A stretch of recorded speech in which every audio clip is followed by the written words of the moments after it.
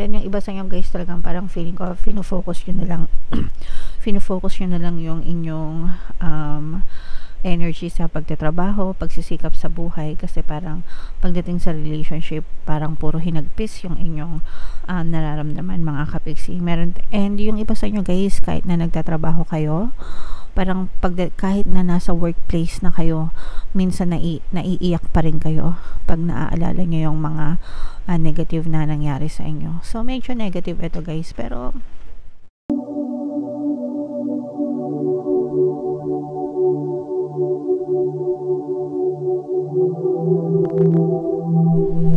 hello guys, hello Leo, welcome back to Pinay Pixie Tarot. Ang pamagat ng episode natin for tonight is mid-month kapalaran para ngayong January 16 to 31 para sa Leo, Sun, Moon, Rising Sign, and Venus. General reading lang guys, pwede mag-resonate, pwedeng hindi, combination ng positive and negative energy mga kapiksi.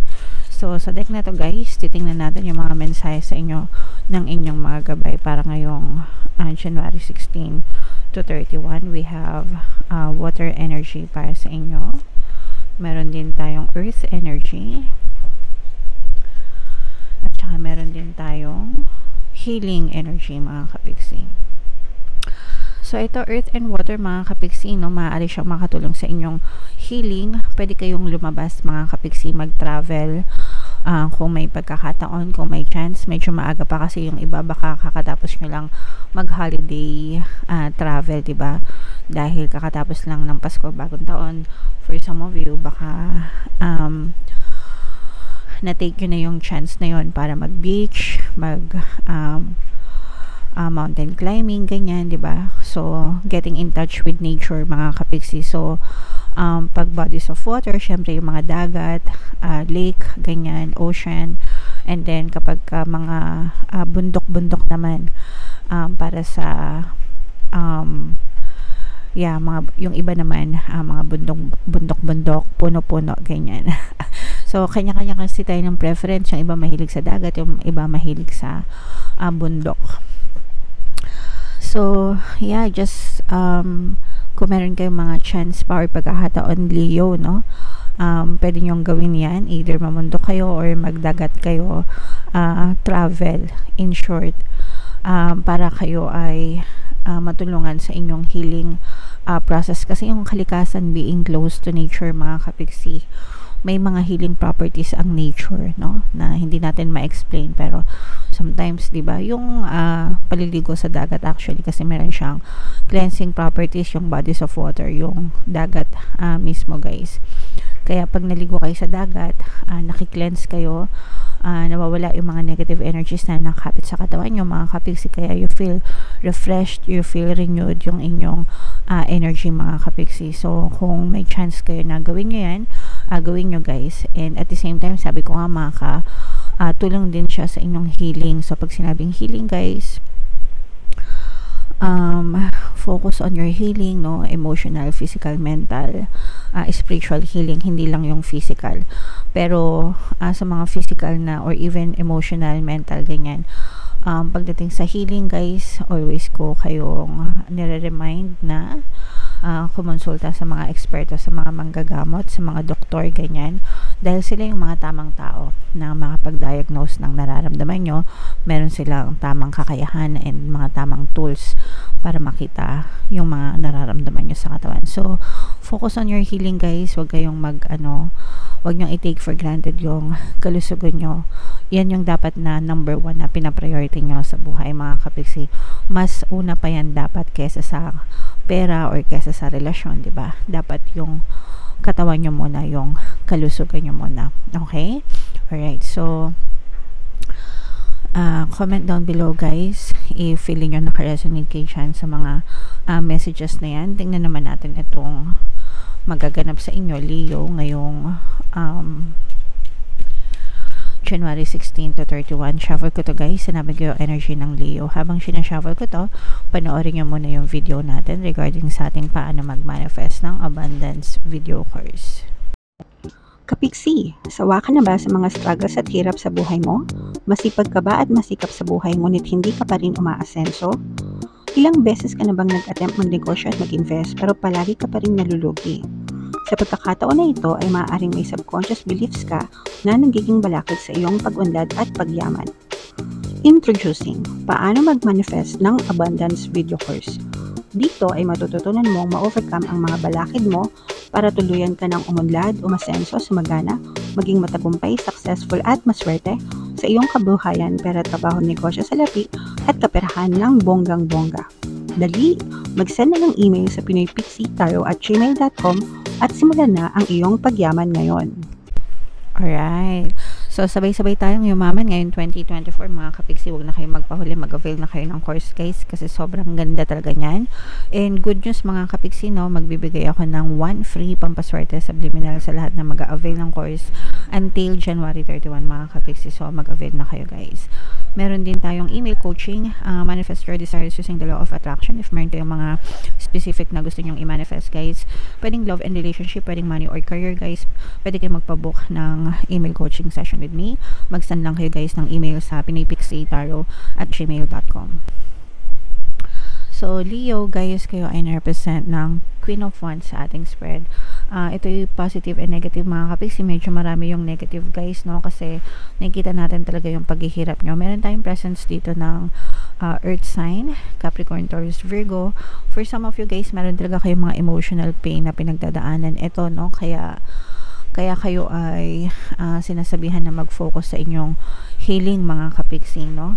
Kasi yung iba sa inyo, you are hurt, mga kapiksi, you are crying, may mga umiiyak sa inyo, guys, may mga nasasaktan emotionally, probably pwedeng sa relationship ito, guys, pwedeng nag-fall apart yung inyong relationship, or kahit hindi sa relationship, even sa money. Pero meron kayong matinding problemang pinagdadaanan ngayon. For some of you, kung ito ay sa relationship, guys, you may be dealing with an LDR or kahit hindi LDR, guys, pero nakikita natin na there is a lot of sadness here, malaking kalungkutan, maraming kalungkutan. At saka nalulungkot kayo dahil sa mga trust issues nyo with this person. Yung iba sa nyo, guys, parang feeling ko nagpapakahirap kayo sa pagtatrabaho, pero parang hindi naman na-appreciate ng partner nyo yung effort nyo. Okay? Tapos imbis na kumbaga parang ginagawa nyo ang lahat para magtrabaho, para magsumikap sa buhay, pero yung person nyo parang hindi nyo yun na-appreciate, binabaliwala lang, lalo na kung let's say for example mag-asawa na kayo, tapos gumawa pa siya ng hindi maganda towards you na lalong ikinasama ng loob mo, lalong kinaiiyak mo. Okay, so you feel unappreciated, you feel abandoned for some reason, you feel betrayed, you felt betrayed, mga kapisi. Parang feeling mo tinrider ka ng person mo, and like I said, there's a lot of sadness here, mga kapiksi. Pwedeng LDR kayo, guys, pwedeng magkaibang lahi din, no, yung iba, at saka yung iba parang magkaiba din kayo ng religion, so pwedeng meron din yung epekto sa sa relationship, yung magkaiba kayo ng reliyon, magkaiba kayo ng paniniwala at kultura, mga kapiksi. So nakakadagdag pa siya sa mga hinaing nyo sa relationship. Yung iba sa inyo parang feeling ko nahihirapan kayong makisama dito sa person na to. You are trying your best, pero parang sabi ko nga, hindi na-appreciate ng person mo yung lahat ng effort na ginagawa mo. So if ever man na nakaresonate kayo, guys, focus on yourself, no? Focus on your healing. Hindi natin, we cannot please everybody, mga kapiksi, pero as long as you love yourself and you respect yourself, hindi mo masyadong mararamdaman yung emotional pain. Pwede kayo makinig, guys, ng ating pwede kayo, guys, makinig na ating Ho'oponopono and Self-Love Subliminal, in case na nakaresonate kayo sa ating reading, para matulungan kayo mapabilis yung inyong emotional healing, mga kapiksi. So tingnan pa natin yung iba sa inyo, guys, talagang parang feeling ko fino-focus nyo na lang yung inyong energy sa pagtatrabaho, pagsisikap sa buhay, kasi parang pagdating sa relationship, parang puro hinagpis yung inyong nararamdaman, mga kapiksi. And yung iba sa inyo guys, kahit na nagtatrabaho kayo, parang kahit na nasa workplace na kayo, minsan naiiyak pa rin kayo pag naaalala nyo yung mga negative na nangyari sa inyo. So medyo negative ito guys, pero negative sa relasyon guys, pero pagdating naman sa kaperahan nyo, okay naman yung status nyo. Kumbaga parang balance lang, hindi naman masyadong masagana, pero hindi rin naman kayo naghihirap. Kumbaga stable naman yung pasok ng pera, yung daloy ng pera sa inyo mga kapiksi. At saka parang sabi ko nga guys, dito nyo na lang binubuhos yung energy nyo sa pagtatrabaho, pagsisikap, no? So at least guys, no, meron pa ring positive, and mag-focus na lang muna kayo dun sa positive. I-divert nyo yung attention nyo sa mga gandang bagay para hindi nyo masyadong maisip yung mga negative na nangyayari sa inyo. Medyo malala kasi yung conflict nyo dito sa person na to, kaya siguro talagang naiiyak-iyak kayo. Medyo matindi kasi yung lungkot na nararamdaman yung mga kapiksi. So talk to your friends, labas-labas kayo guys.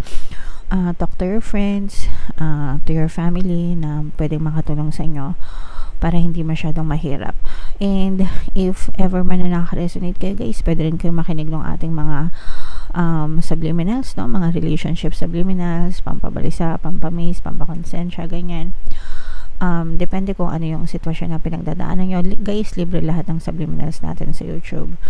So, pwede nyo i-combo-combo mga kapiksi. Alright? So, yeah. Comment down below Leo if feeling nyo nakaresonate kayo sa inyong reading ngayong January 16 to 31. Ito yung ating mga pampaswerte subliminals guys. Pakinggan nyo para maging maswerte kayo. Ito naman yung ating success stories ng paano mag-manifest ng abundance video course. Click here to subscribe guys, and click here to join our membership program. Thank you for liking, sharing, and subscribing. See you again next time. I love you all. Have a nice day. Bye-bye.